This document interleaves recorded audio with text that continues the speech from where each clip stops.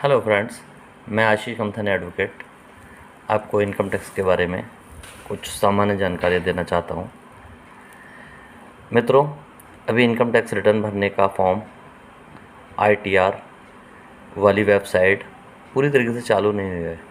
Income tax department ने अपनी पुरानी वेबसाइट बंद कर दी है और एक नई वेबसाइट इनकम टैक्स 2.0 के नाम से शुरू की है।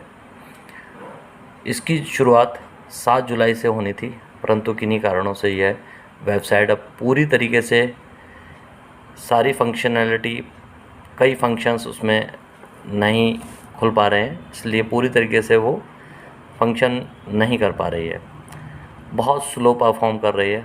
तो इसलिए उसमें कुछ ये अपडेशंस लगातार कर रहे हैं।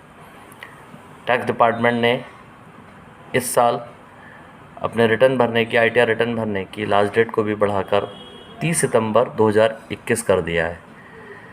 प्रत्येक वर्ष इनकम टैक्स रिटर्न भरने की लास्ट डेट जुलाई मंथ होती है, 31 जुलाई रहती है, लेकिन इस साल इसको बढ़ाकर 30 सितंबर कर दिया है।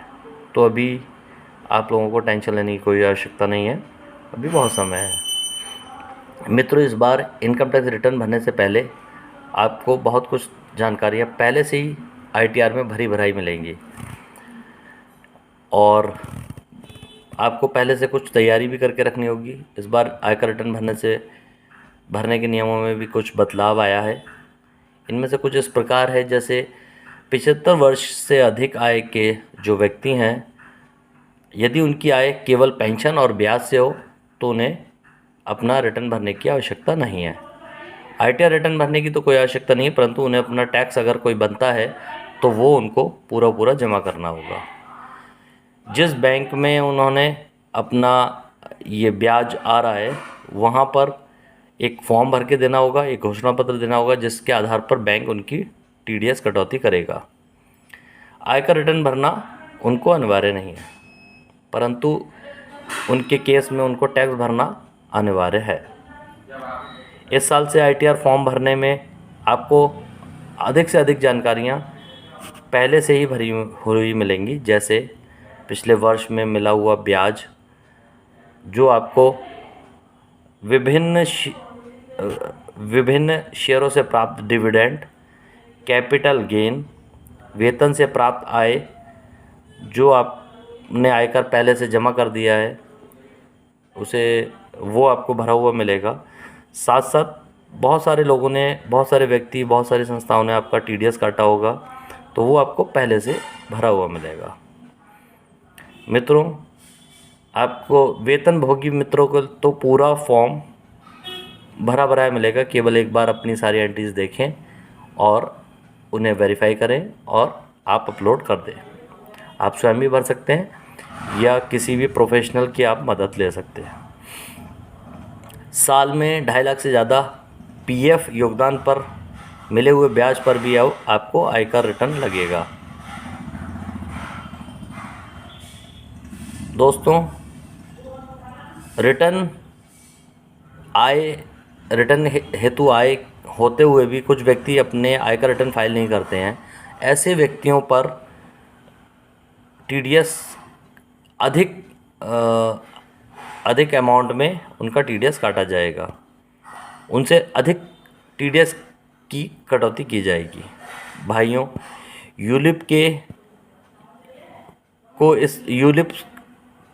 यूटीआई के यूलिप्स को भी इस साल आयकर के दायरे में लाया गया है। और एक नई चीज़ है ये कि एक साल में 2.5 लाख से ज़्यादा किस्त भरने वाले अगर कुछ यूनिट्स आप साल भर के अंदर ही बेच देते हैं तो उसे कैपिटल गेन के तहत माना जाएगा। तो यह कुछ चेंजेस हैं आईटीआर के। आपको रिटर्न भरने से पहले इन सब को सोचना है और सब तैयार करके रखना है। दोस्तों, कुछ लोग ये भी पूछते हैं कि क्या सोने की ज्वेलरी के बारे में भी हमें आईटीआर रिटर्न भरते समय कोई जानकारी देनी होगी। तो मित्रों, यदि आपकी आय 50 लाख से अधिक है तो आपको गहनों का विवरण इनकम टैक्स डिपार्टमेंट को रिटर्न में देना होगा। दोस्तों, सोना कितना रखना चाहिए, सोने के बारे में कुछ प्रावधान हैं, उनको मैं बताना चाहता हूँ, आपसे शेयर करना चाहता हूँ। इस बारे में भी एक नज़र डालिए। एक विवाहिता महिला को स्त्री धन के रूप में अपना 500 ग्राम सोना रखने की उसको छूट है। अविवाहित महिला को 250 ग्राम स्वर्ण रखने की छूट है और हम सब पुरुषों को 100 ग्राम तक अपने पास सोना रखने की छूट है। इनकम टैक्स डिपार्टमेंट इन सब चीज़ों को आपको छोड़ देगा। इसके अलावा जितना भी सोना होगा उसके बारे में इनकम टैक्स उसके सोर्स, उसके परचेज, ये सब चीज़ों के बारे में पूछ सकता है।